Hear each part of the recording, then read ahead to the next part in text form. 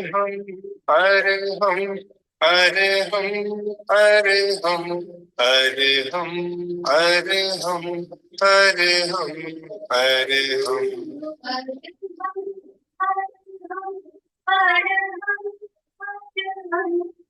हरे हम हरे हम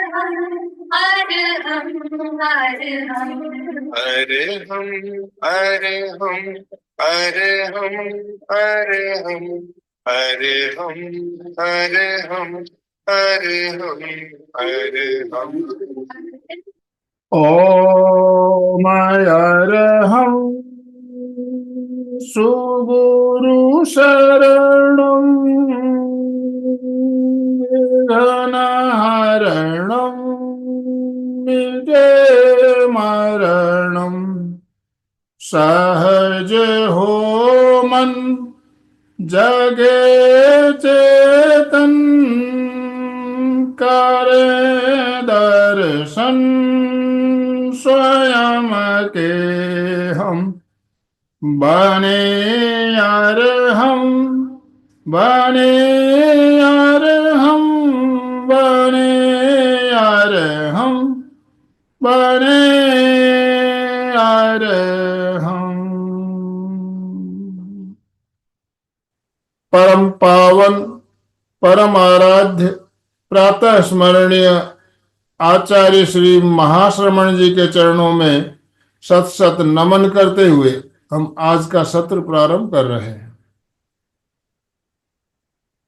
सभी साधक साधिकाओं को जय जिनेन्द्र, सुप्रभात, गुड मॉर्निंग, ओम अरहम। बंधुओं और बहनों, हमारा जो क्रम चल रहा है प्रत्येक मंगलवार को, अभी जो श्रृंखला चल रही है उसकी आज 8वीं कड़ी लेकर हम आपके साथ जुड़ रहे हैं। योग का इतिहास, इस बारे में हम बात करते आ रहे हैं और पिछले 3 सप्ताह से हमने ज्ञान योग के बारे में जाना, तो आज उसी विषय को कंटिन्यू करते हुए आगे बढ़ रहे हैं। हमारे साथ हमारी कोऑर्डिनेटर अलका जी सांखला भी जुड़ चुकी है। मैं आप सभी से निवेदन करना चाहूंगा, अपने अपने वीडियो ऑन कीजिए प्लीज। पहले अपने वीडियो ऑन करेंगे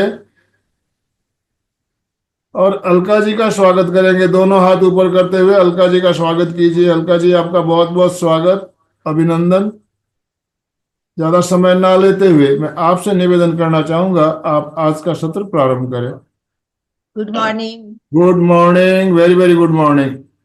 शुभ प्रभात सबको, बहुत बहुत सुस्वागतम, स्वागत है। जैसे आनंद भाई जी ने कहा, फेस देख के, चेहरा देख के स्वागत करेंगे तो और अच्छा लगेगा। कोशिश करें, प्रैक्टिकली पॉसिबल हो तो अपने वीडियो ऑन कर दीजिए। और बहुत इंटरेस्टिंग टॉपिक चल रहा है, ज्ञान। ज्ञान तो हम सब जानते हैं, ज्ञान कितना अथांग है, ज्ञान कितना इम्पोर्टेंट है, सब कुछ हम जानते हैं। पर हम अभी योग के संदर्भ में जान रहे हैं, ज्ञान योग क्या है। हम योग के प्रकार जान रहे हैं और योग के प्रकार, पहले प्रकार पर ही हम अभ्यास कर रहे हैं, जानकारी ले रहे हैं, और वो है ज्ञान योग। तो चलिए, कार्यक्रम की शुरुआत करने से पहले एक बार सब फ्रेश हो जाते, थोड़ा सा रिलैक्स हो जाइए, हाथ ऊपर कर दीजिए, थोड़ा सा अपने आप को तनाव दीजिए। तनाव देते हुए लेफ्ट राइट बैक आगे पीछे करके थोड़ा रिलैक्स। तो हम सब शुरू में हमेशा की तरह 3 बार ओंकार वंदना करेंगे और कार्यक्रम की शुरुआत के लिए तैयार। सभी सीधे, रीढ़ की हड्डी सीधी, गर्दन सीधी, कंधे ढीले छोड़े। कंधों को तनाव रखते लोग बहुत, कंधों को ढीला छोड़ना है। जिस आसन में सुविधा पूर्वक बैठ सकते हैं, ऐसा कोई भी आसन अपने हिसाब से चुने और बैठे। आंखें कोमलता से बंद, चेहरा शांत,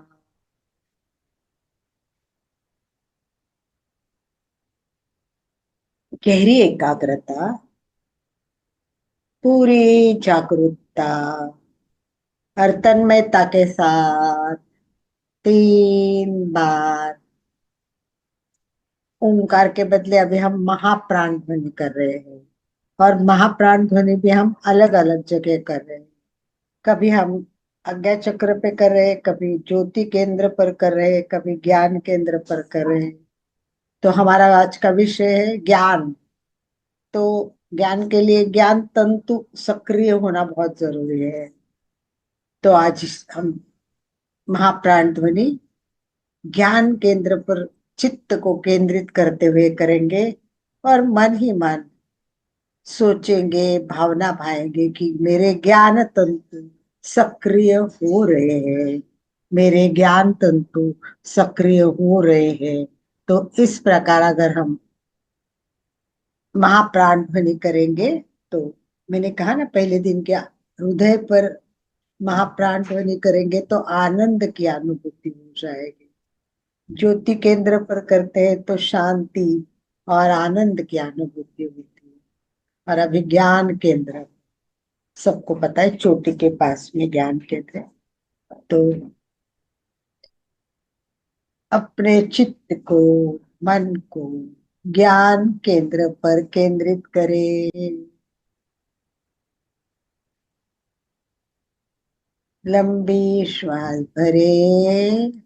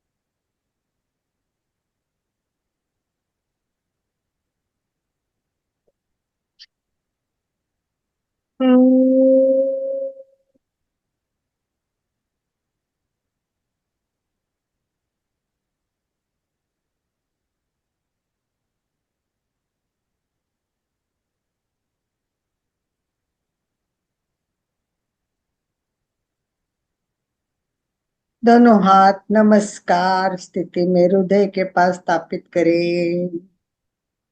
सभी गुरुओं को याद करते हुए प्रार्थना करें। गुरुर ब्रह्मा गुरुर्विष्णु गुरुर्देवो महेश्वरः गुरु साक्षात् परब्रह्म तस्मै श्री गुरवे नमः। गुरवे नमः। गुरवे नमः।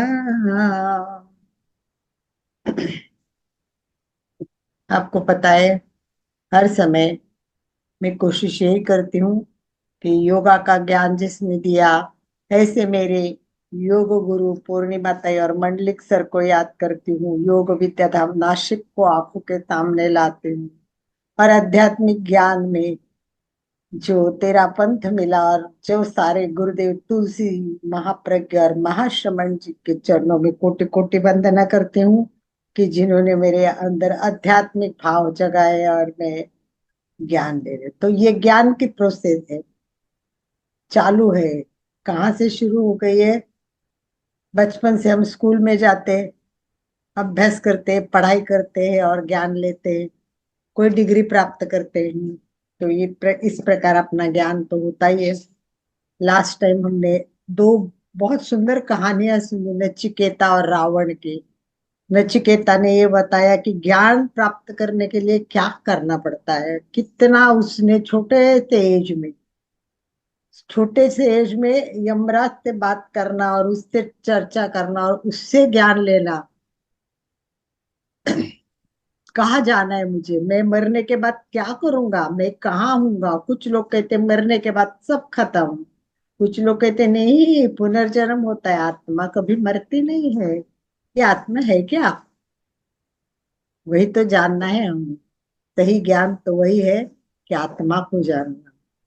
तो हम योग के विविध मार्ग में से पहला मार्ग ज्ञान योग पर ही अभी अभ्यास कर रहे हैं, काम कर रहे हैं। तो ज्ञान योग का सबसे पहला अर्थ हम तो जानते हैं, स्वयं को जानना। शुरू में अभी आनंद भाई जी ने प्रार्थना की,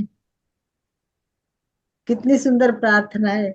एक अच्छा गुरु भी मिले, सब कुछ प्राप्त हो और स्वयं को जाने, उसमें भी कितने सुंदर वर्डिंग है। अरहम बनना है, हमें क्या करना है? अरहम। अरहम मतलब जिनमें सब कुछ गुण है, जो सारे गुण का समुच्चय है, ऐसे तीर्थंकर जैसे महान आत्मा होते हैं, गुणों में सारे गुण होते हैं, वो अरहम। तो हमें अरहम बनने का सपना देखना है, कल्पना करनी है, जीवन उसी के लिए जीना है। इसीलिए प्रार्थना बहुत सुंदर रही आज मुझे। आनंद भाई जी प्रार्थना कर रहे थे तो लग रहा था कि जैसे मेरे ज्ञान योग की शुरुआत ही हो गई है, क्योंकि बने अरहम, अरहम बनना है। ओम अरहम सुगुरु शरणम। सबसे पहली बात कि अच्छा गुरु मिलना चाहिए। जब तक सुगुरु नहीं मिलता है, परफेक्ट गुरु नहीं मिलता है, तो परफेक्ट ज्ञान कहाँ से मिलेगा? सुगुरु शरणम विघ्न हरणम मिटे मरणम। तो हमारे ये जीवन में जितनी भी समस्याएं चल रही है, जितने भी विघ्न बाधा यार, सारे खत्म हो जाए, है ना? फिर हम स्वयं को जाने। जगे चेतन, खुद के चेतना को जगाना है, अंतर्मन को जगाना है। और हमें चेतन को जगाते हुए स्वयं के दर्शन करने हैं, और ज्ञान प्राप्त करके हमें मोक्ष प्राप्त करना है। आत्मा को जानना है, आत्मा क्या है और परमात्मा क्या है। और आत्मा और परमात्मा एक ही है, पिंडित ब्रह्मांडी। तो वही आत्मा, तो आत्मा है, वही हम परमात्मा है। परंतु आत्मा के ऊपर के जो मल सारे आवरण है, कषाय राग द्वेष, सब साफ करो। जो शुद्धात्मा है वही परमात्मा है, शुद्धात्मा ही परमात्मा है। तो हमें शुद्ध बनना है। शुद्ध बनना है तो कैसे बनना है? तो शुद्ध बनने के लिए भी हमें ज्ञान चाहिए। और ये ज्ञान कहाँ से शुरू करेंगे? बहुत कम लोगों ने वीडियो ऑन किया है। आई होप कि वीडियो ऑन किए बिना भी आप अच्छी तरह सुन रहे हैं। तो एक प्रश्न का उत्तर दीजिए कि संसार बहुत बड़ा है, ज्ञान अथांग है, कितने भी जन्म लो तो हम ज्ञान पूरा नहीं ले सकते। परंतु सबसे पहले हमें कौन सा ज्ञान लेना जरूरी है? कोई लिख सकता है तो चार्ट में भी लिखे, कौन सा ऐसा ज्ञान है कि जो हमें सबसे पहले लेना चाहिए? यस, श्रुत ज्ञान। और शशि ने लिखा है और संगीता ने लिखा है स्वस्थ रहना का सत ज्ञान। वाओ, चलो बहुत अच्छे जवाब दे रहे हैं। श्रुत का ज्ञान बहुत आगे का ज्ञान है। यहाँ तक हम पहुंचने के लिए पहले सादा ज्ञान भी लेना पड़ता है। शशि जी, तो हम पहले, जैसे संगीता कहती कि स्वस्थ रहना, स्वस्थ रहने का ज्ञान नहीं, तो सबसे पहले स्वस्थ रहने के लिए किसका ज्ञान चाहिए? मतलब मैं मेरे जवाब तक आने के लिए वो फिर आपको और आगे बढ़ाते हूँ। सही लिखा है, स्वस्थ रहना है। जब तक आदमी स्वस्थ नहीं रहेगा वो ज्ञान नहीं प्राप्त करेगा, आगे नहीं बढ़ेगा। परंतु स्वस्थ रहने का ज्ञान प्राप्त तो करना पड़ेगा ना, वो भी ज्ञान है। वो कौन सा ज्ञान है? हाँ? सत ज्ञान तो जरूर है विजय भैया, परंतु वो ज्ञान के प्रकार में हो गया कि सत ज्ञान, बुरा ज्ञान। तो सबसे पहले कौन सा ज्ञान होना चाहिए? अगर संगीता जी थोड़ा चिंतन करे और बताए कि स्वस्थ रहना है तो सबसे पहले कौन सा ज्ञान चाहिए, वही इस प्रश्न का मेरे उत्तर है। और वो आप वैसे जानते ही है। अनिल भैया, आपके घर में लाइट की प्रॉब्लम है, यह क्या प्रॉब्लम है? बहुत लाइट फ्लक्चुएट हो रही है आपकी। यस, आप वॉक कर रहे हैं शायद। ठीक है, कोई बात नहीं। यस, संगीता जी ने लिखा योग का ज्ञान चाहिए। शशि जी लिख रहे हैं मति, मैं माति ज्ञान, मति ज्ञान चाहिए। कांता बड़ा ने लिखा है आत्मा का ज्ञान चाहिए। सुवर्णा ने लिखा है श्वास का ज्ञान चाहिए। बहुत बढ़िया, बहुत बढ़िया। और सबके लिए ओम अरहम, ओम अरहम। परंतु ये सब ज्ञान जानने के लिए, सारे ज्ञान के लिए पहले शरीर को जानना पड़ेगा। जब शरीर को जानेंगे ना तभी योगा अच्छा होगा, तभी मति ज्ञान अच्छा होगा। शरीर को जानने के लिए आत्मा को जानना है तो पहले शरीर को जानना पड़ेगा। तो सबसे पहली बात, पहली शर्त है ज्ञान में आरंभिक ज्ञान। ये शरीर है, वो आंतरिक ज्ञान भी देता है और बाह्य ज्ञान भी देता है, दोनों ज्ञान इसमें मिलते हैं। तो जब तक शरीर को नहीं समझेंगे, आत्मा कहाँ है, शरीर में कहाँ है, हृदय में, मन में, मस्तिष्क में, मतलब शरीर। तो आत्मा समझना है, आत्मा तक पहुंचना है, तो पहले शरीर को जानना पड़ेगा। और जैसे जैसे हम शरीर को जान रहे तो हमें पता चल रहा है कि करोड़ों अब्जों अंदर कोशिकाएं हैं। एक कोशिका खुद एक बड़ा कारखाना है, वो सब कुछ करती है, श्वास लेती है, सब कुछ करती है, परंतु एक कोशिका को भी हम नहीं समझ पाते। क्या आप केवल एक कोशिका की लाइफस्टाइल बता सकते हो, आकार कहता है, वो कहता जीता है? नहीं, हम एक कोशिका को भी नहीं समझ रहे। तो शरीर तो कितना, मुझे तो लगता है कि पूरा विश्व जितना बड़ा होगा, इसका दुनिया का जितना ज्ञान होगा, जितनी पूरी दुनिया का विश्व का जितना ज्ञान है, मुझे लगता है उससे भी अधिक हमारे शरीर का ज्ञान होगा। इसीलिए ज्ञान योग में आगे बढ़ना है तो सबसे पहले हमें शरीर को जानना पड़ेगा। अब ठीक है, शरीर को जानना है, ये बात हमने समझ ली। और ज्ञान योग सही कब हो सकता है, परफेक्ट कब हो सकता है? ज्ञान लिया, परंतु वो परफेक्ट होने के लिए भी कुछ क्राइटेरिया भी होगा। किसका ज्ञान सही हो सकता है? दुनिया में तो बहुत लोग हैं ना। देखो, दुनिया में तीन प्रकार के लोग हैं। कौन से प्रकार के लोग? तीन। संगीता ने लिखा है स्वास्थ्य और गुरु। ये स्वास्थ्य और गुरु ज्ञान देंगे, शरीर को तो खुद को जानना पड़ेगा संगीता। अपने आप को जब तक शरीर को जानने की कोशिश नहीं करेंगे, हम आगे नहीं बढ़ सकते। गुरु ज्ञान देंगे कि भाई आंख ऐसी होती है, परंतु जो बताया उस पर मनन करना, चिंतन करना। देखो, ज्ञान के तीन चरण है, ज्ञान के तीन चरण है। पहला चरण मैंने बताया हुआ है आपकी, ज्ञान योग का, योग की जानकारी देते समय मैंने तीन प्रकार से हम मतलब ज्ञान ले सकते, वो बताया हुआ है। किसी को याद है? किसी ने अटेंड किया है तो लिख भी सकते हैं। बहुत अच्छा लग रहा है कि आप चार्ट में जवाब दे रहे हैं, दैट्स गुड। आप दिख नहीं रहे पर जवाब आ रहा है, इसका मतलब आप सुन रहे हैं, आप जागरूक है, that's great of you. Thank you, thank you and thank you. तो सबसे पहले ज्ञान चाहिए तो क्या करना पड़ेगा? श्रवण करना पड़ेगा, अच्छे गुरु से जानना पड़ेगा, अच्छे रोज नॉलेज लेना पड़ेगा, रोज नॉलेज लेना पड़ेगा। दूसरा, पढ़ना, पढ़ो पढ़ो पढ़ो, किताबें पढ़ो, अच्छी बातें पढ़ो, ग्रंथ पढ़ो और उनको लो। तो श्रवण किया हुआ ज्ञान, पढ़ा हुआ ज्ञान, फिर उस पर मनन करो। वाह, इसमें से क्या मैं कर सकता हूँ, इसमें से कैसे करना है, क्या करना है, श्रवण मनन।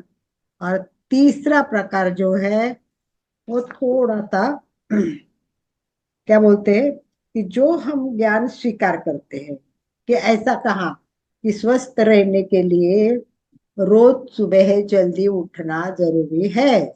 अब एक तत्व मिल गया हमें।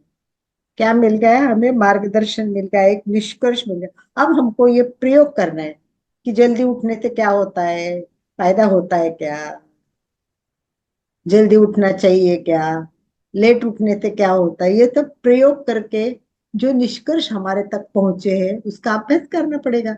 जैसे हमने समताल श्वास पे बहुत क्लास ली और कहा समताल श्वास बहुत अच्छा है, वो लाइफ बदल सकता है, ये तो मैजिकल की, मैं तो जादुई चाबी बोलती हूँ, अनेक समस्याओं का समाधान देगा।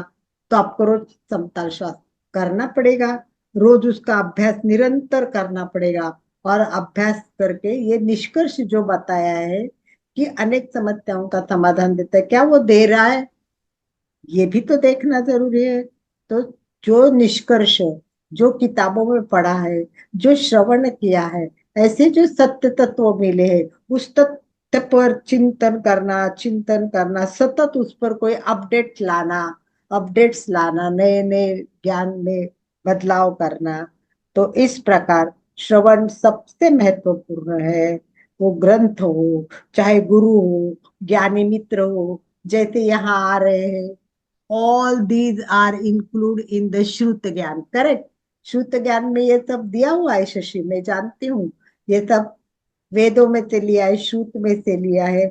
हमें स्टेप बाय स्टेप जाना है, इसलिए वो सिंपलेस्ट करके बता रही हूँ मैं। इसीलिए हम स्टेप बाय स्टेप जा रहे हैं।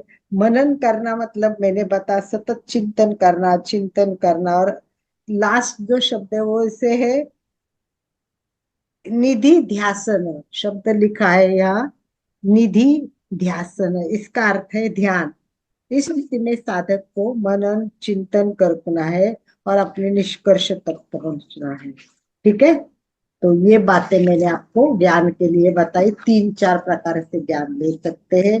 ग्रंथ में पढ़ना, मनन चिंतन करना, जो निष्कर्ष तत्व है उस पर सतत चिंतन करना। अब ये हो गया। अब क्या है, व्यक्ति के भी 3 प्रकार के व्यक्ति होते हैं। वो मैंने पूछा कि कौन से 3 प्रकार के व्यक्ति हैं, कोई बता सकता है? कौन कौन से व्यक्ति है? यस, लिख सकते हो। उनकी कैटेगरी बनाई है सबकी। सबको लगभग इन 3 कैटेगरी में लोग आते हैं। सात्विक, correct, very good, very good. सात्विक, राजस, और लास्ट वन, बहुत अच्छा संगीता जी, गुड जॉब, वाह, संगीता का जवाब perfect, very good. Thank you Sangeeta, बहुत बढ़िया।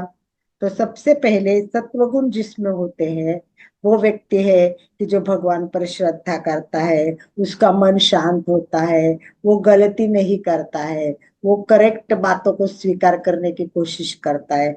और जो रजोगुण होते हैं, वो ईश्वर पर भरोसा पर रखता है, परंतु अपेक्षा बहुत करता है कि मुझे ये फल मिले, मुझे ये प्राप्त हो, वो प्राप्त हो, फल की अपेक्षा करता है। और जैसे विपरीत परिस्थिति आ जाएगी वो घबरा जाएगा। और सत्व व्यक्ति शांत रहेगा। और लास्ट जो तमोगुण वाला है वो तो पूरा अज्ञानी होता है, वो सतत प्रमाद करता है, और उसकी अपनी बुद्धि तो काम ही नहीं करती है, कुछ भी सुनेगा वैसे काम करेगा। तो जैसा व्यक्ति वैसा उसका ज्ञान होगा, जैसा व्यक्ति वैसे उसका ज्ञान होगा। तो चलिए, जो व्यक्ति जैसा है वो ज्ञान लेता है, परंतु हमें कुछ कैटेगरी चाहिए कि ज्ञान लेने में कौन से स्टेप्स चाहिए, कौन कौन से पॉइंट चाहिए कि जिससे हमें परफेक्ट ज्ञान मिले। तो इसमें ग्रंथ में 4 प्रकार दिए ज्ञान प्राप्ति के लिए। साधना चतुष्टय नाम से साधना के, यानी ज्ञान लेने के 4 मार्ग है। मतलब ज्ञान लेते समय क्या क्या ध्यान रखना है। तो कुछ आइडिया है किसी को कि क्या हो सकते हैं ये 4 प्रकार, या किस प्रकार का ये ज्ञान हो सकता है? संगीता जी, आप सोच सकती है इस बारे में कुछ, कि जब हम जो गुण ले रहे हैं, आवश्यक नॉलेज लेना है, तो उसमें क्या, किन बातों का ध्यान रखना पड़ेगा? Yes, anyone? शशि जी, विजय भैया, एनीवन इफ यू कैन। चलिए, समय हम वेस्ट नहीं करेंगे क्योंकि प्रैक्टिकल भी करना है, तो मैं बता देती हूँ, क्योंकि ये 4 पॉइंट कवर करके हम आज यही स्टॉप करेंगे। मेन टॉपिक हमारा है वो आत्मा है। ज्ञान में आत्मा का महत्व है, और हमें आत्मा पे लेक्चर देने, तो मुझे नहीं लगता आत्मा पे कितने लेक्चर हो जाएंगे, क्योंकि आत्मा को समझना इतना आसान नहीं है। परंतु आत्मा तक पहुंचने के लिए हमें स्टेप बाय स्टेप जाना पड़ेगा। तो पहला जो प्रकार दिया है, साधना चतुष्टय, ज्ञान प्राप्त करते समय क्या करना है। नंबर 1, नित्यानित्य वस्तु विवेक। नित्यानित्य वस्तु विवेक, इसका मतलब हमारे पास विवेक बुद्धि चाहिए।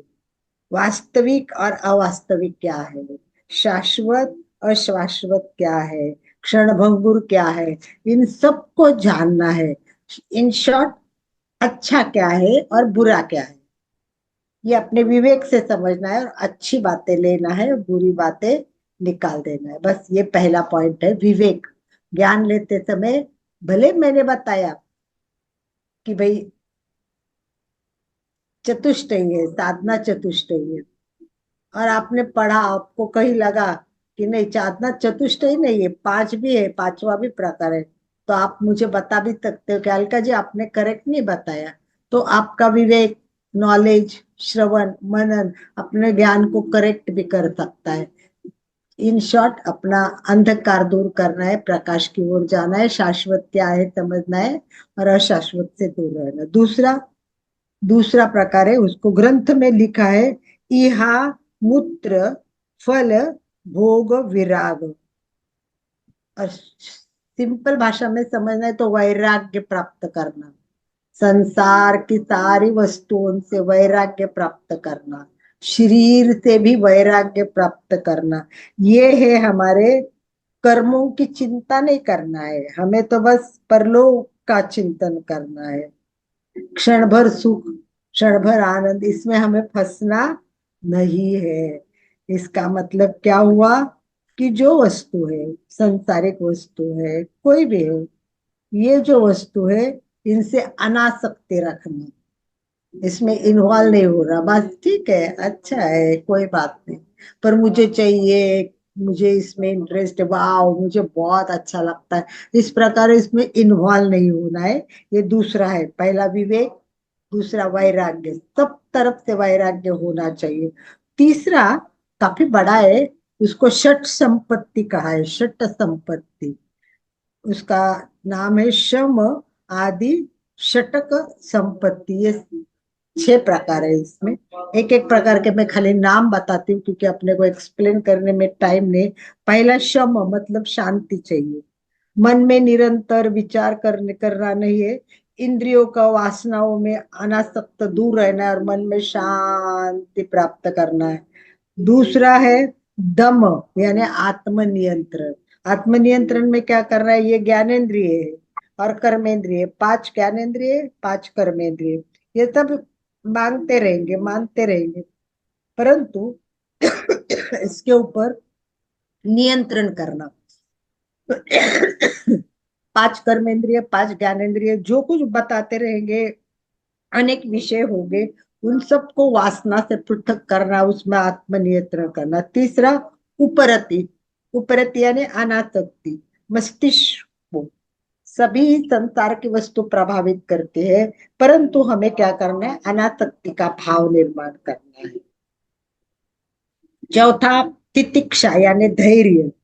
मस्तिष्क को एक ऐसी स्थिति पर लाना है जहां बिना दुखी हुए शांति से धैर्य से हम हर चीज ले सके, धैर्य रखना है। आगे श्रद्धा, विश्वास और श्रद्धा, ग्रंथों पर श्रद्धा, गुरु पर श्रद्धा, परमेश्वर पर श्रद्धा, सब पे श्रद्धा रख के आगे बढ़ना है। और लास्ट है समाधान, लक्ष्य विचलित ना हो, अपने मस्तिष्क में हमेशा पवित्र भाव हो। ये षट संपत्ति हो गई।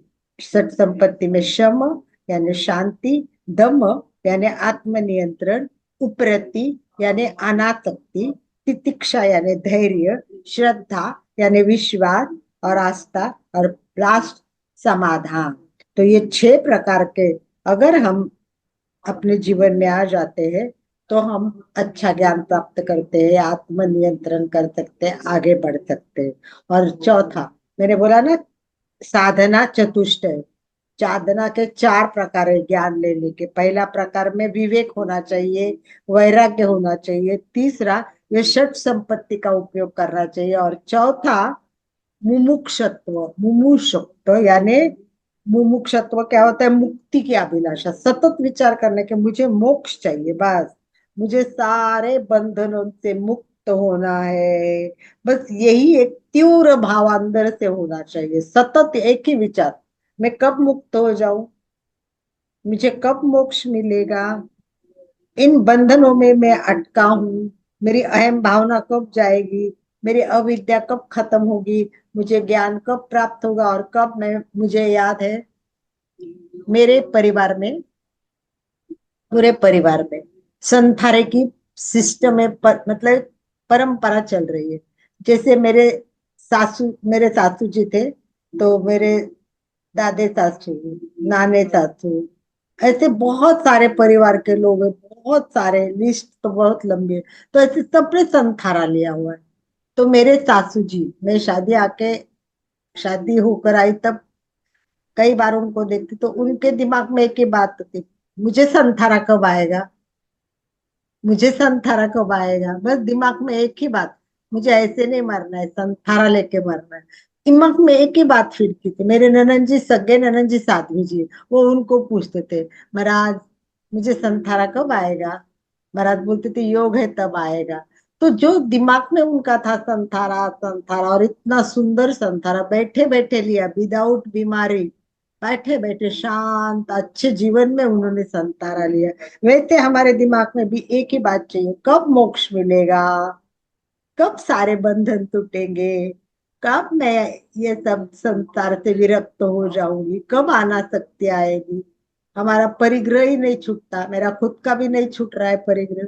ये अच्छा लगता है रखो, वो अच्छा लगता है रखो, इकट्ठा करते रहते हैं। तो जो आदमी में, मैं भी कोशिश करती हूँ कि मेरा ये छूटे। बाकी लोगों बातों पे मैं कंट्रोल कर रही हूँ, परंतु ये मेरी अभी सद नहीं रहा है। तो वही दिमाग में रखना कि मेरे में कौन सी कमी है, कौन सा मुझे ज्यादा करना है। तो ये बात तो सबको जानेंगे, तब आप ज्ञान में आगे बढ़ेंगे। इसी के साथ मुझे लगता है कि ज्ञान कितना भी हो, सबसे पहले शरीर को जानना है और फिर आगे बढ़ना है। इसी भाव के साथ मुझे लगता है प्रैक्टिकल की ओर चले। कुछ प्रश्न हो इस बारे में तो वो पूछ लेते, क्योंकि बाद में केवल प्रैक्टिकल करके रोक लेंगे हम। तो अगर किसी को कोई बात करनी है, कोई प्रश्न पूछना है, तो आप बात कर सकते हो।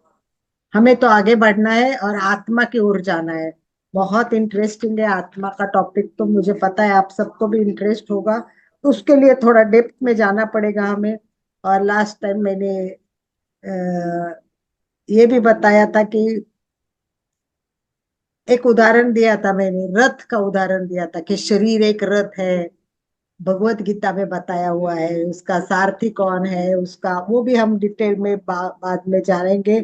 पर आत्मा के बारे में हमको बहुत जरूरी है कि डिटेल में जाना है, बहुत कुछ जानना है। ओ मैडम, ओ मैडम। यस। हाँ दीदी, जैसे आत्मा का गुण है सुख शांति, मतलब ये सब भी हमको अच्छा लगता है, लेकिन भौतिक जगत में भी जो अट्रैक्शन है हमारा, उधर भी खिंचाव रहता है। तो मतलब उसके लिए फिर हमें मतलब क्या प्रयास करना चाहिए कि हम अंदर की तरफ, हमारी इंद्रियां और अंदर की तरफ मुड़े। आपको जैसे पता है कि इसका ये भी प्रयास, अच्छा लग रहा है, वो भी अच्छा लग रहा है, बिल्कुल दोनों चीज बिल्कुल है, बैलेंस। इसका प्रयास करना है ना। तो इसमें सबसे पहले हमें एक आज्ञा चक्र है ना, आज्ञा चक्र पर सतत ध्यान करना चाहिए। आज्ञा चक्र, हृदय चक्र पर सतत ध्यान करना चाहिए। ईश्वर प्रकाश देता है, इसको जानना चाहिए। मंत्र जाप करना चाहिए। मतलब ध्यान के जो प्रकार है ना, उसमें आगे आगे बढ़ के अपने आप को अंदर ले जाने की प्रक्रिया शुरू करनी है। अंदर जाने की प्रक्रिया शुरू करने के लिए शुरुआत तो करनी पड़ती है। तो सबसे पहले ज्ञान चक्र से शुरुआत करो। यहाँ यहाँ आपको केंद्रित करना है, चित्त को केंद्रित करना है। और पूरा, मुझे अंतर्दृष्टि जागृत हो रही है। अभी हम लोग लेशा ध्यान कर रहे थे, और लेशा ध्यान में हम यहाँ ध्यान कर रहे थे, हाँ जी, जी। भ्रुकुटी पर ध्यान कर रहे थे। मेरा और मतलब है अच्छा खाना, अच्छा पहनना, सब और कुछ अच्छा सब कुछ सजना, सब तैयार कुछ होना। मतलब वो शॉर्ट। सारी चीजें भी आपको अट्रैक्ट करती है ना, कि आप मतलब एक सिंपल, जैसे इस लाइफ में तो आपको बहुत सिंपलिसिटी चाहिए। यस। आप, हाँ, कि कोई बिना, सौंदर्य नहीं हमने ना आपको। 3 व्यक्तित्व का वर्णन अभी किया, संगीता जी ने 3 व्यक्तित्व बताए। तो हमारे में सत्व गुण होने चाहिए, सब में सिंपलेसिटी, सब में लाइफस्टाइल पूरी। मतलब कहीं भी थोड़ी भी गलती होगी ना, एक पॉइंट भी, तो वो आदमी शुद्ध नहीं होगा। तो सभी प्रकार जय श्री व्यवस्थित कृष्ण। क्या बात है जल्दी? सत ज्ञान हम्म, मेरे को पूछना। मतलब धीरे धीरे हमें फिर त्याग की तरफ बढ़ना चाहिए। त्याग की तरफ, भोग से त्याग की ओर जाना है। साधु संत कैसे बनते हैं, सब कुछ छोड़ के कैसे त्याग करते हैं। अभी कल परसों एक दीक्षा हुई, बाप रे, देखने जैसी थी, इतना सा मतलब।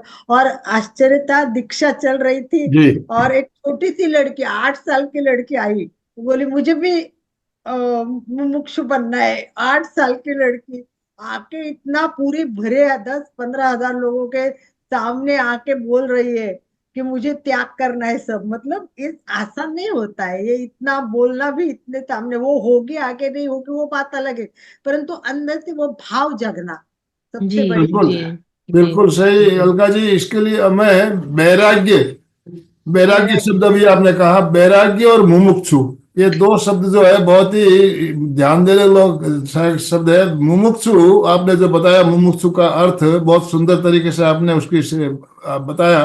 तो मुमुक्षुता का भाव हमारे अंदर, हम हमें मोक्ष प्राप्त करना, ये भाव हमारे अंदर पुष्ट होना चाहिए। और वैराग्य भावना ज्यादा से ज्यादा हमारे अंदर कैसे बढ़े, एग्जैक्टली, इसके लिए हमें प्रयास करना चाहिए। स्वयं को सभी बंधनों से मुक्त करना, यस मतलब कोई यस। भी। संगीता जी ने हैंड राइज किया हुआ है, संगीता जी बोलिए। Thank you ma'am, thank you. नमस्ते मैम। मैम आपने पहले वाला विवेक बताया था, दूसरा वैराग्य, वैराग। तीसरा क्या बताया मैम आपने? षट संपत्ति, उसमें वो 6 क्या होता प्रकार है? बताए। मतलब मैंने 6 प्रकार बताए आपको कि भाई हमको क्या क्या करना है। जैसे शांति से रहना है, 6 गुण स्वीकारना है। सबसे पहला ओके। शम, यानी शांति से रहना है, मन को सतत दोषों जी। से।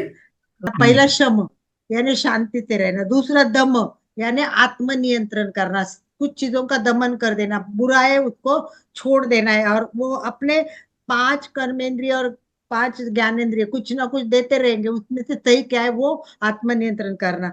तीसरा है वो अनासक्ति, मतलब सारी चीजें सामने आएगी, उसमें कुछ चीजों में हमें अनासक्ति रखना है। मस्तिष्क को संसार से, सारी चीजों से प्रभावित नहीं होने देना है। उसके बाद में चौथा तितिक्षा, यानी धैर्य रखना है, धैर्य से काम लेना है, उतावल नहीं करनी है कोई भी चीज की। जैसे कल हमारा लेक्चर था साध्वी वर्या का, प्रतिक्रिया विरति। कोई भी बात हो तो 1 सेकंड तो रुको, 1 मिनट तो रुको, थोड़ा तो चिंतन करो। फटक के जवाब देंगे तो कितना गलत होगा, वैसे धैर्य होना चाहिए। और पांचवा है श्रद्धा और विश्वास के साथ काम करो।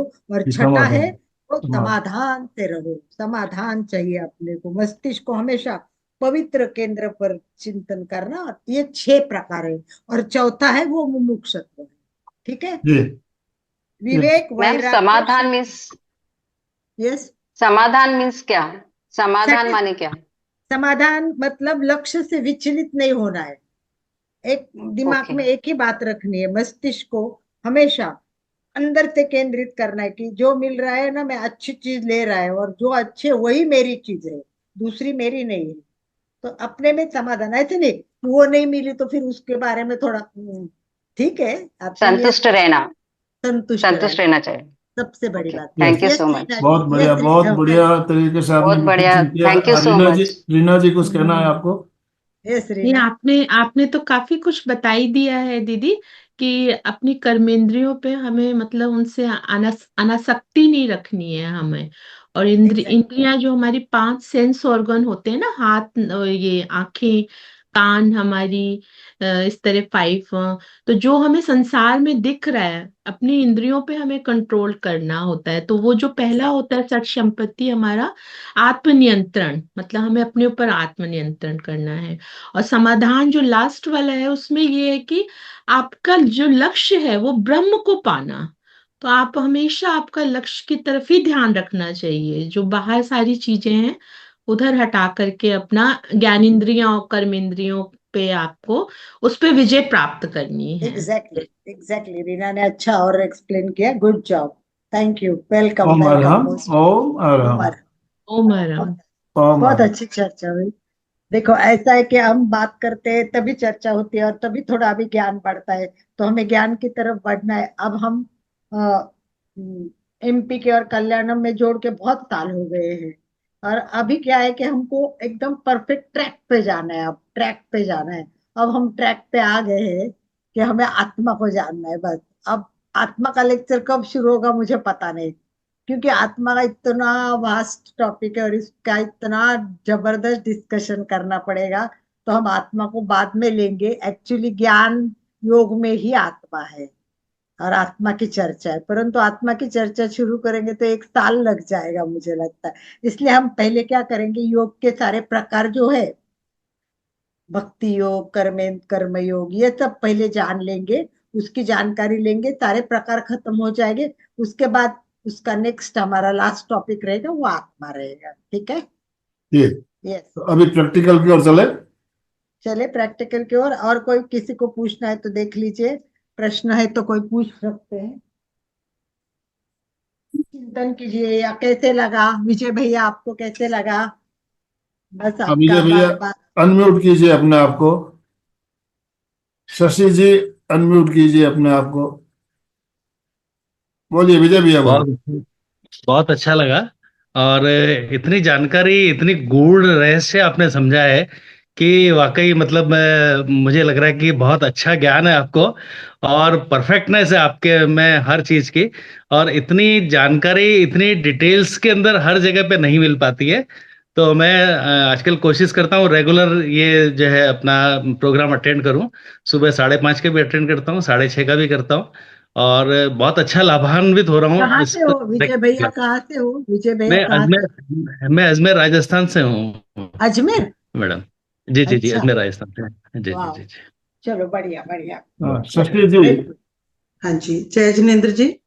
हाँ, मेरा तो ये मानना है कि चेतना जो है वो आत्मा का ही दूसरा नाम है। और बिल्कुल। हमारे जो जितने भी जैन ग्रंथ हैं उनमें यही कहते हैं, सुदेव सुगुरु और सुधर्म के प्रति चेतना और ज्ञान से हम आगे बढ़ते हैं तो वही सही ज्ञान है। तो उसकी जानकारी हम कैसे प्राप्त कर सकते हैं? पूर्ण श्रद्धा और विश्वास और विनय के साथ। जब तक विनय नहीं होगी तो ज्ञान नहीं हमें मिल सकता।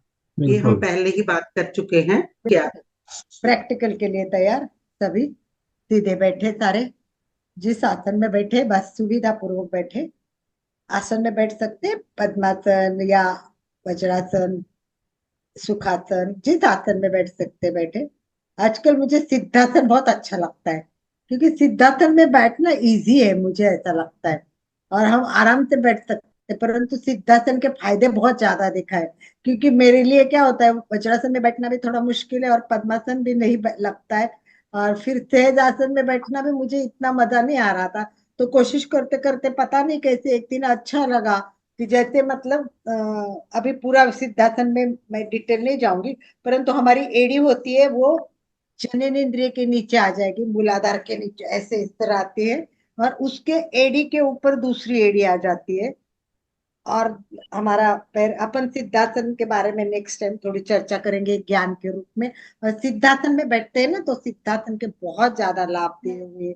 तो मुझे ऐसा लगता है कि हम लोगों को जब आसन नहीं सकते हैं तो सिद्धासन में बैठना चाहिए। ऐसे कहते हैं कि सिद्धासन योगियों का सबसे प्रिय आसन है। वैसे कहते हैं कि यम में ब्रह्मचर्य श्रेष्ठ है, सब में यम नियम में ब्रह्मचर्य श्रेष्ठ है, और नियम में शौच श्रेष्ठ है।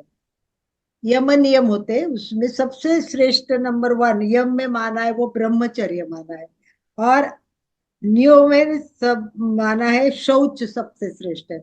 और ऐसे कहते हैं कि सिद्धासन में ये दोनों साधने के लिए फायदा होता है, ये दोनों साधने के लिए फायदा होता है। सिद्धासन जैसा दूसरा आसन नहीं। देखो 4 लाइनें मैंने कल पढ़ी, बहुत अच्छी लगी, मैं आपको शेयर करती हूँ। सिद्धासन जैसा दूसरा आसन नहीं, केवल कुंभक के समान प्राणायाम नहीं, केवल कुंभक के समान प्राणायाम नहीं, खेचरी मुद्रा के समान अन्य कोई मुद्रा नहीं, खेचरी मुद्रा के समान अन्य कोई मुद्रा नहीं, अनहद नाद जैसा कोई नाद नहीं है। तो पद्मासन के बाद सिद्धासन आता है, अलौकिक सिद्धियां प्राप्त होने के लिए ये काम करता है। तो इस प्रकार ये सिद्धासन की जानकारी जानते जानते मुझे ये पता चला कि ये होता है। तो सिद्धासन में बैठना है तो आप बैठ सकते। स्टेप 1, सर्वप्रथम आपको दोनों पैर फैलाने हैं। मैं स्टेप बताती हूँ। अब बाएं पैर को मोड़े, बाएं पैर को मोड़े, एड़ी गुदा और जननेंद्रिय के बीच में आनी चाहिए, गुदा और जननेंद्रिय के बीच में आनी चाहिए। तलुआ पूरा जांग को लग जाएगा।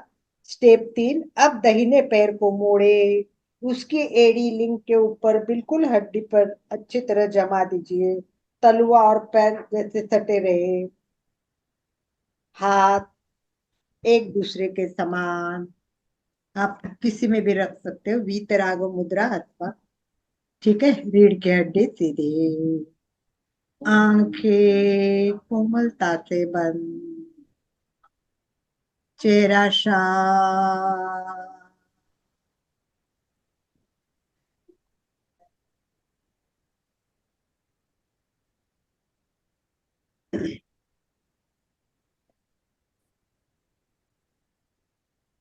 गहरी एकाग्रता, पूरी जागरूकता के साथ पूरा शरीर शिथिल शिथिल। छोड़ दे, पूरा शरीर शिथिल छोड़े, जैसे शरीर अपना है ही नहीं। पैर के अंगूठे से लेके सिर तक शरीर का प्रत्येक अवयव शिथिल हो जाए, शिथिल शिथिल अशिथिल। छोड़ दो, पूरा शरीर शिथिल हो गया है। पूरा ध्यान श्वास पर केंद्रित करें, केवल श्वास को देखें, मैं और मेरी श्वास।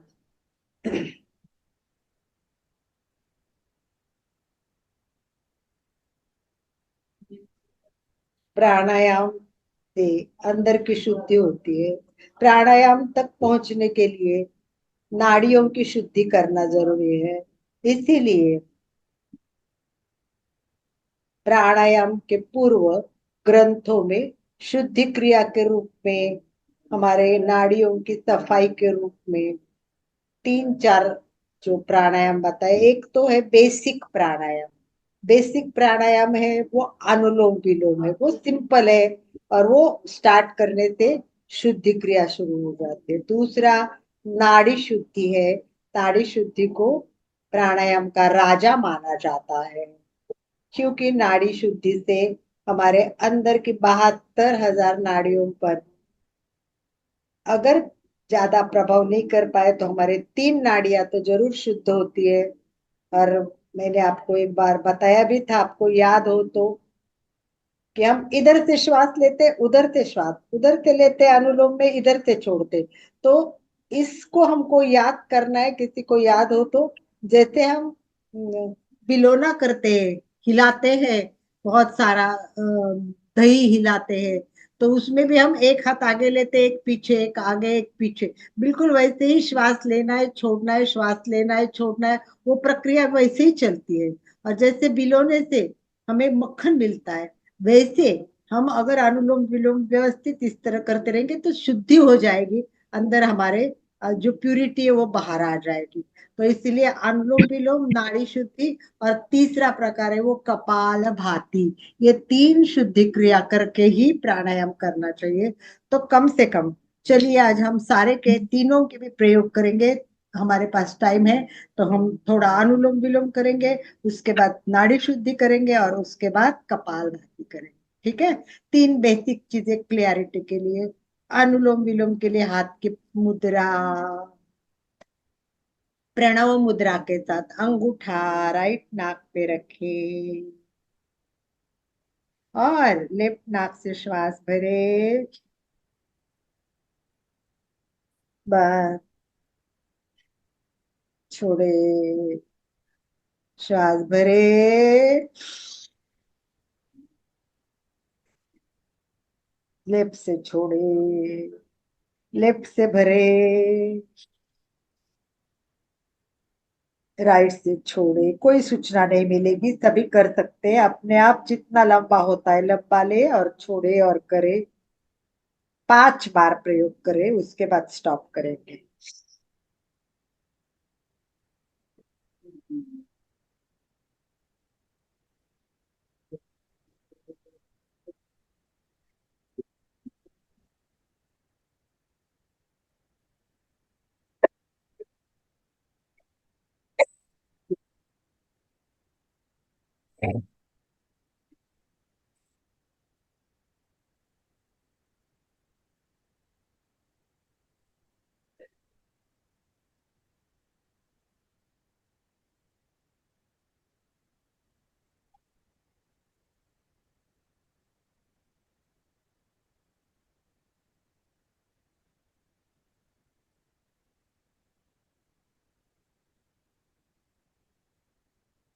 पूरा श्वास खाली करने की कोशिश करें, जितना मैक्सिमम कार्बन डाइऑक्साइड टॉक्सिन बाहर निकालेंगे, खाली करेंगे, उतना बहुत फायदेमंद है।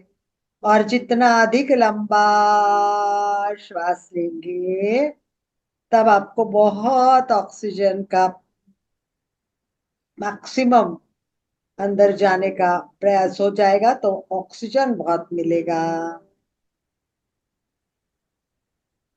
और लेना छोड़ना, इससे हमारी शुद्धि क्रिया जैसा हो जाता है।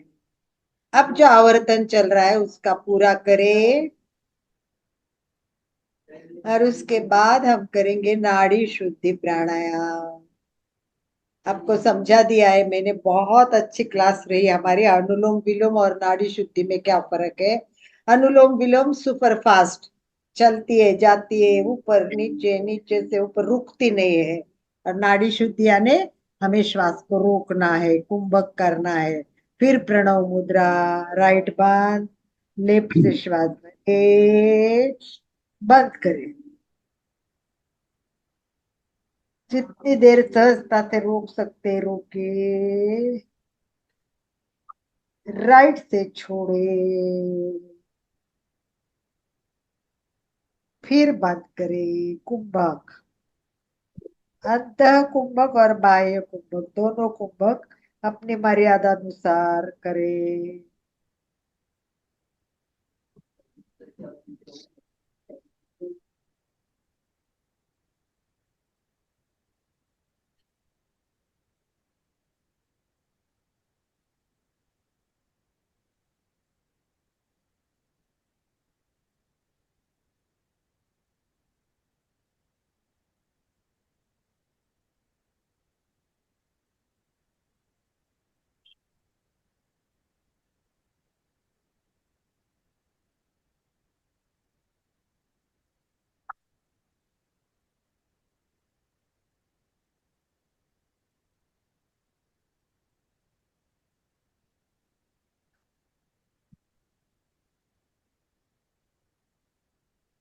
एक मिनट के लिए आप इसको पूरा करें आवर्तन।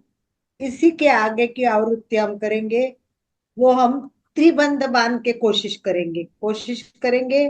जैसे ही श्वास लिया, बंद किया, पहले जालंधर बंद बांधेंगे, फिर उड़ियान बंद, और फिर मूल बंद।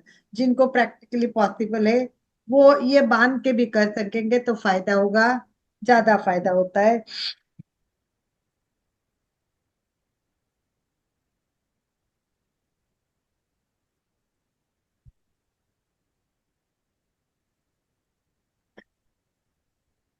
छोड़ने के बाद नहीं, केवल करने के बाद ही करना है। एक बार करके देखिए कैसा लग रहा है। तीन बंद आराम से बांध सकते हो, तो कभी कभी कोशिश करने की कि हम कभी करेंगे तो थोड़ा सा तीन बंद, और आपको टाइम भी लेना ना। तीन बंद हो तो कभी कभी केवल जालंधर बंद बांधते रहिए, बहुत अच्छा होता है। इसके बहुत सारे बेनिफिट है जालंधर बंद के। कभी हम इस पर चर्चा करेंगे, तो जालंधर बंद बांध के भी हम कर सकते हैं। चलिए, अभी करेंगे हम कपाल भाती। कपाल भाती के लिए सबसे बेस्ट होता है वो खड़े रह के करना है। तो चलिए, अगर आप खड़े रह सकते हैं तो खड़े रहिए। आप व्यवस्थित ही कर रहे हैं, और उसमें उड़ियान बंद बांधना है। कपाल भाती उड़ियान बंद में अच्छी होती है। देखते हुए मैं कोशिश करती हूँ इस तरह। उड़ियान बंद में क्या होता है कि घुटने पे आना है, 90 डिग्री पैर का करना है, और घुटने पे हाथ रखना है। हाथ घुटने पे रखते हैं तो पेट क्या होता है, खाली हो जाता है, मतलब फ्री रहता है। तो इसका बहुत अच्छा इफेक्ट मिलता है। और ये ऐसे भी मैं स्क्वाट आसन बोलती हूँ, बहुत उपयोगी है, बहुत फायदेमंद है। तो हम बिल्कुल 90 डिग्री पे आए, हमारा हाथ और पैर पूरी एक लाइन में हो, कोशिश ये होनी चाहिए। ये देखिए, ये जो हाथ है ये पूरा लाइन में एक आना चाहिए, मतलब हमें आगे नहीं झुकना है, पीछे नहीं झुकना है। पूरा वजन है ना हाथ का घुटने पे देना है, और पूरे कंधे पर वजन आना चाहिए कि हमने घुटने को दबा दिया है, घुटनों पर हाथ को दबाना है। और फिर अब पीठ बीच में खाली रह गया, तो शुरू कीजिए। 1 मिनट के लिए हम करेंगे, और आपको अपने स्ट्रोक गिनने हैं कि भाई कितने स्ट्रोक होते हैं 1 मिनट में। अपने हिसाब से करो, अपने को जितना करना है। मैं बोलती हूँ स्टार्ट करें तब स्टार्ट।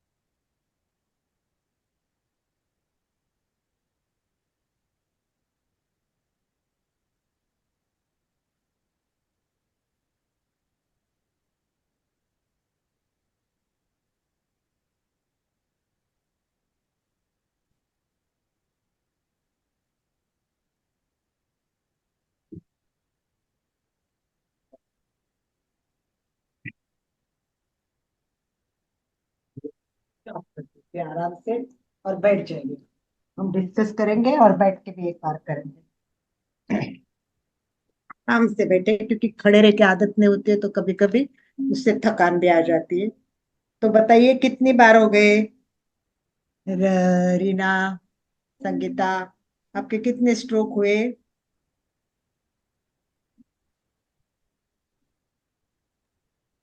50 स्ट्रोक हुए दीदी। 50। कितने? 50।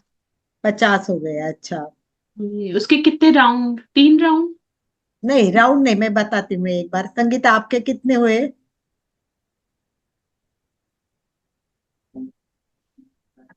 मैंने अनम्यूट। काउंट नहीं किया मैम, आपने जब स्टार्ट करा बोले जब से कर रही थी, आप जब रुको बोले जब रुकी बस। कोई बात नहीं है, चलो। देखिए, इसका मैं प्रमाण बताती हूँ आपको कि वैसे नए जो होते हैं रीना, जिनकी प्रैक्टिस नहीं होती है, उनके 1 मिनट में 60 होने चाहिए, 1 सेकंड में 1 होना चाहिए। अच्छा। और ओके। बहुत ज्यादा प्रैक्टिस करेंगे और परफेक्टनेस आएगा तो 1 मिनट में 120 होने चाहिए। अच्छा। अच्छा, आज मैंने फर्स्ट टाइम किया है खड़े होके, मैंने कभी नहीं किया खड़े तो होके। अभी बैठ के करिए 1 मिनट के लिए। चलिए, और देखते हैं कितने होते हैं और काउंट कीजिए। ठीक है? और इसमें भी ऐसा ही कीजिए कि अपना वजन हाथ पे दीजिए और पेट को ढीला रखने की कोशिश। सबसे मेन इसमें, हाथ अपन आसन में नहीं रखेंगे। हाथ को कैसे रखेंगे? हम इस तरह रखेंगे, दबा के रखेंगे, घुटने पर भी। हमारा बीच में पोर्शन खुला रहना चाहिए ताकि वो स्ट्रोक्स अच्छे बैठते हैं। तो चलिए एक बार बैठ के 1 मिनट के लिए ट्राई करेंगे। मैं बताऊंगी तब स्टार्ट करें, और इस बार कोशिश करें कि हम गिनेंगे और आपके गिनने से कितने होते हैं वो देख लीजिए। तो चलिए, तैयार, हाथ के पोजीशन। और आप लोग सभी कपालभाति के लिए तैयार? 1 मिनट की कपालभाति स्टार्ट।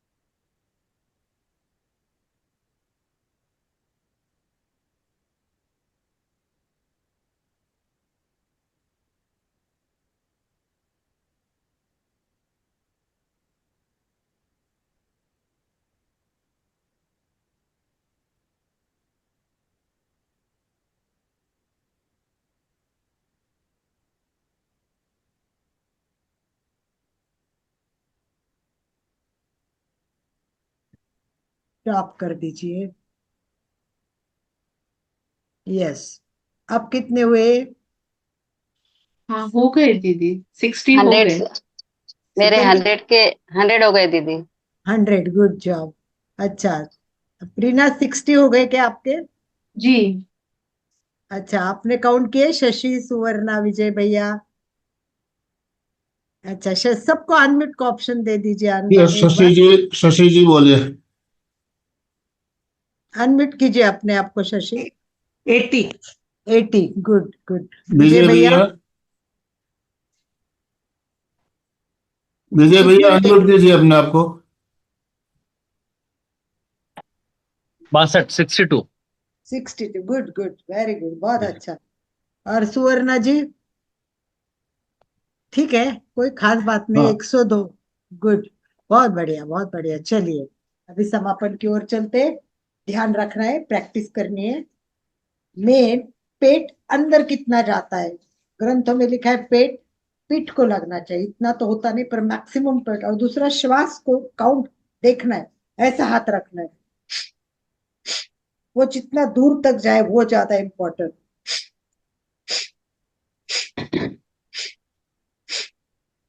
मेरा यहाँ तक आ रहा है। तो ये दो बातों का ध्यान रखते हुए घर पे प्रैक्टिस करें। नेक्स्ट टाइम हम बात करेंगे इसी भाव, इसी के साथ संपन्नता के ऊपर। ओम अर्हम। हमारा दोनों हाथ जोड़ते हुए, रीढ़ की हड्डी गर्दन सीधी रखते हुए, आंखों को बिना दबाव दिए कोमलता से बंद रखते हुए मेरे साथ साथ सभी मानसिक उच्चारण करें। मैं चैतन्यमय हूँ, मैं आनंदमय हूँ, मैं शक्तिमय हूँ। मेरे भीतर अनंत चैतन्य का, अनंत आनंद का, अनंत शक्ति का सागर लहरा रहा है। इसका साक्षात्कार करना ही मेरे जीवन का परम लक्ष्य है। हमारा आज का दिन मंगलमय हो, आनंदमय हो, शांतिमय हो। इन शुभ भावनाओं के साथ ओम शांति शांति शांति। कृतज्ञोस्मि, हम सब गुरुदेव के आभारी हैं। कृतज्ञोस्मि, हम सब गुरुदेव के आभारी हैं। कृतज्ञोस्मि, हम सब गुरुदेव के आभारी हैं। बहुत बहुत धन्यवाद अलका जी, और जो भी भाई बहन हमारे साथ जुड़े सभी का बहुत बहुत धन्यवाद, बहुत बहुत आभार। मेरे साथ साथ सभी स्लोगन स्लोगन बोलेंगे। फिटनेस का डोज डोज 1 घंटा रोज। फिटनेस का डोज डोज 1 घंटा रोज। रोज। फिटनेस का फिटनेस का डोज डोज 1 घंटा रोज। ओम अरहम, ओम अरहम।